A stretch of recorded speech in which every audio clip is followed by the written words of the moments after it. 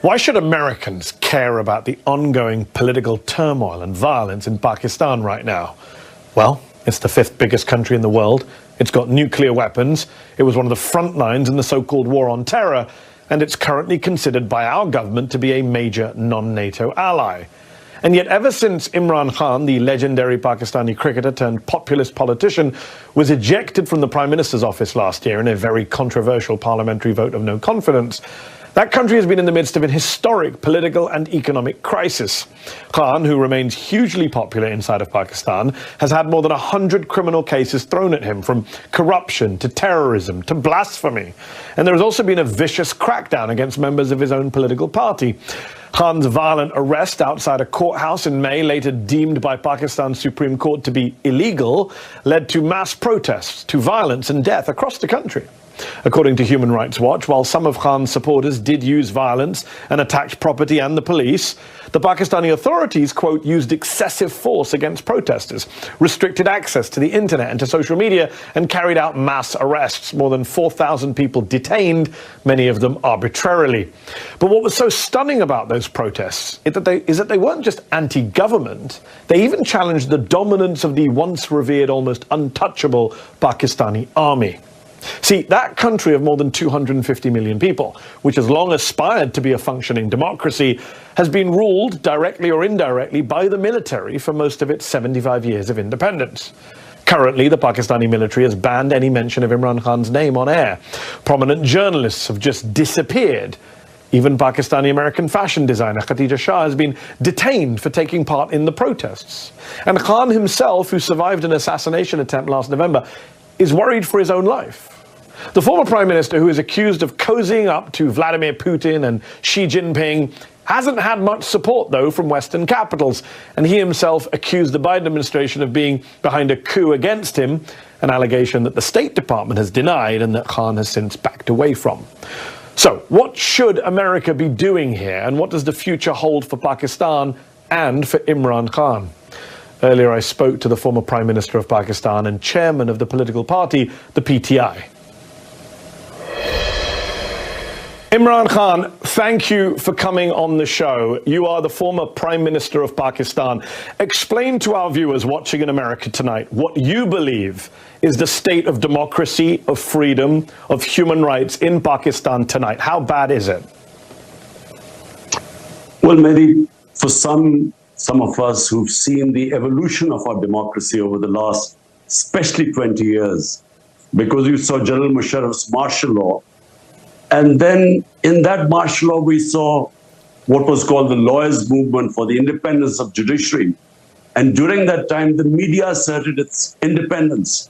So we were moving towards a democratic system. Two governments came in, stood for 5 years, and then left elections. Another government took over. So we're moving towards, what we hoped would be genuine democracy, because normally we had a hybrid system. Even when the army was not in power, they really controlled the levers from behind. But what is happening right now is a total dismantling of our democracy. It's not a question of what is happening to my party or to me, or these 170 cases and so on, or whether I'm in jail, or these are not one, but two assassination attempts on me. It's what is happening to the future of this country if our democracy is disbanded. Because rule of law, democracy and prosperity go hand in hand. When you do not have rule of law, which is what is happening now, it is might is right. There's an undeclared martial law in Pakistan. Then, there's darkness ahead. We are standing on the edge of darkness. So what is your message to the American government tonight, to President Joe Biden? Because on the one hand, you have urged the US to speak out in the name of democracy and human rights against what's happening in Pakistan right now. But you've also accused the US of being behind a, quote, foreign conspiracy, a coup against you. You've repeatedly called what happened to you, quote, US-backed regime change. Well, I mean, the facts about what happened, about me receiving a cipher coded message from our ambassador in Washington. This is 6th March 22. which said that the American official, Under Secretary of State, telling our ambassador in an official meeting that unless you get rid of Imran Khan in a vote of no confidence, there'll be consequences. And then the vote of confidence, no confidence, takes place the next day. And within weeks, my government is gone. So I merely stated the facts. And by the way, I put the cipher in front of the cabinet, in front of the National Security Council, and there was an official protest from Pakistan for interfering in our internal affairs. But that's behind me. Look, all I want the US to do is their professed aims of so-called Western values of democracy, rule of law, human rights. They shouldn't worry about what is happening to me. They should worry about 250 million people. The whole democratic structure is being wound up. And we, as I said, we have an undeclared martial law. Surely, this is not what the Western countries should want. I mean, they should just speak out against it.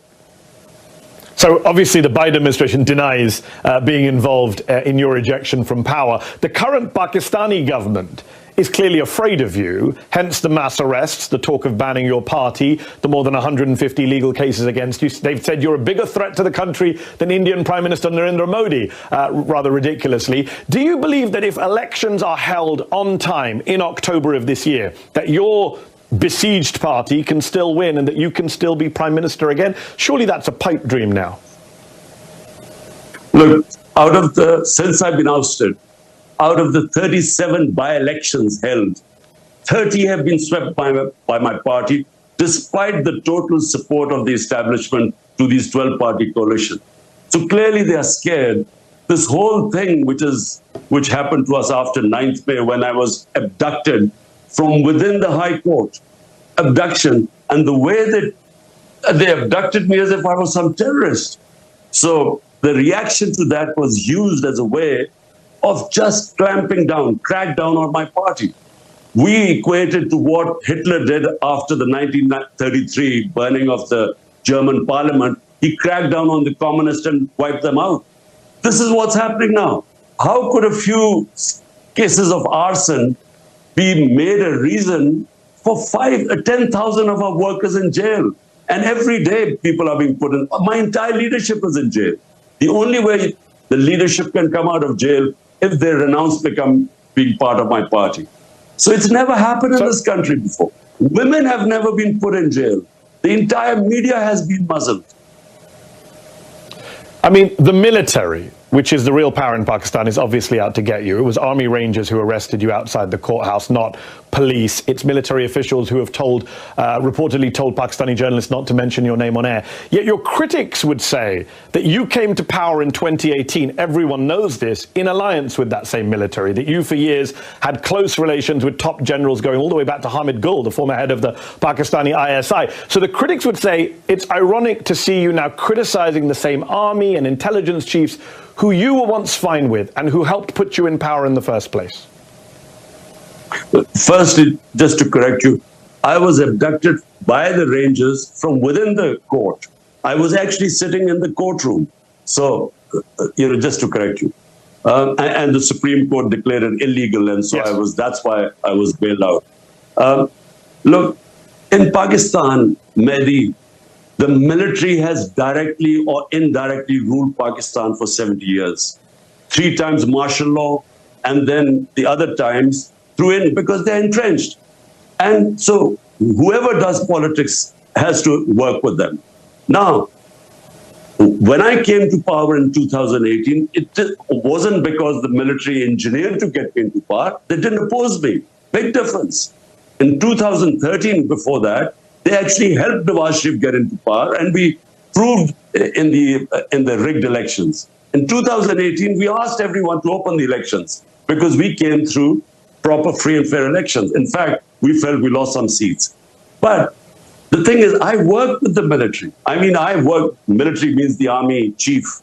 So I worked pretty well with him. The main problem was, you see, my whole thing is rule of law. I started my movement for justice 27 years ago, wanting to bring the powerful mafias, the political mafias, under the law.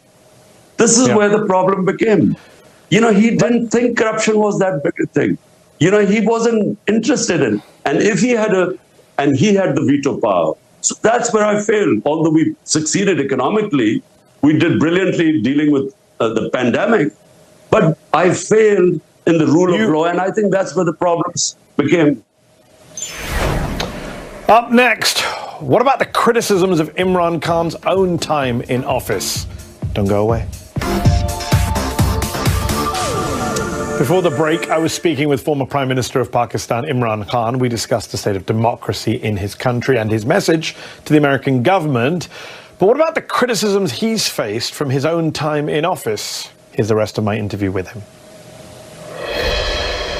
You have been praised in your handling of the pandemic, and it's interesting to hear you saying you failed in terms of the military. But while there are many Pakistanis who still support you, you're hugely popular, a lot of Pakistanis say, hold on, when you were in government, you were fine with the military. You say none of this stuff has happened before, but you locked up opposition leaders, you locked up journalists, you cracked down on the press, and now you're getting upset that the same is being done to you.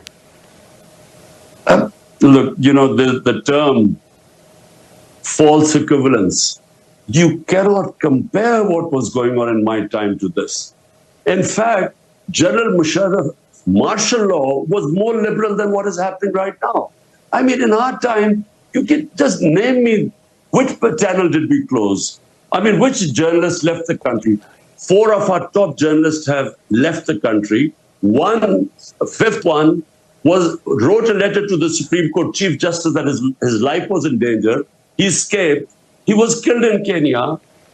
Our best journalist right now, you know, Arshad Sharif, and best Imran Riaz, he's disappeared for 40 days. Yes. I mean, he's you know. But Chairman so Khan, you cannot compare what is. I'm not going to dispute. I'm not going to dispute what's happening now. I'm very critical of what this government's done. It's not about equivalence, though. It's about that on your watch, you did a lot of these things. Maybe not as badly as the current government, but Reporters Without Borders, for example, they called you a press freedom predator in 2021. They criticized you at the time for threatening, abducting and torturing journalists. That happened on your watch. Hamid Mir, a very famous Pakistani journalist, he wrote just last month for The Guardian that when you were in office, he wasn't allowed on air, even though you had once called him a favorite anchor. So the problem is that a lot of this stuff did happen on your watch. You were not a champion of the free press. So people say, hold on, now you're saying it's bad when it happens against you.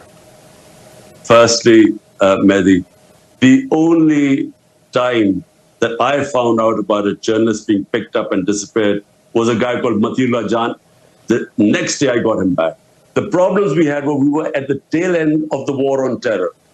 And the establishment was very worried about any criticism about it. So they were responsible for a few guys who were picked up, but this was nothing compared to what's going on. The only thing what we tried to do was there was fake news on social media, and that was, you know, causing havoc because they would be slandering people and so on. That's the only thing we tried. But when there was opposition from the media, we didn't even bring those laws in. But again, I mean, there is no comparison what is happening right now. My name cannot be mentioned on media. Hold on. When you were Prime Minister, Nawaz Sharif's name couldn't be mentioned on air either. That's what your critics would say. You did the same thing to Nawaz Sharif. Not at all. No, look, Nawaz Sharif was convicted by the Supreme Court. He then faked these illnesses and somehow managed to bring out these tests which said he was about to die. Then his brother gave an affidavit that he's just going 2 weeks for treatment to come back. A convict. He goes to England and suddenly all illnesses disappear, and then he starts giving lectures to Pakistan. He was a convict.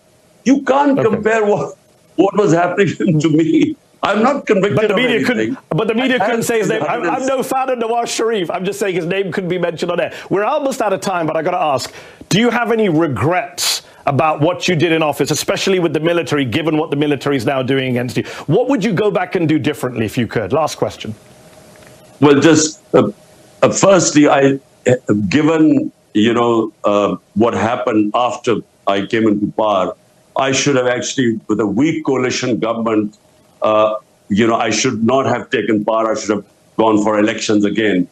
And because you can't bring reforms and changes, and especially rule of law, if you have a weak government.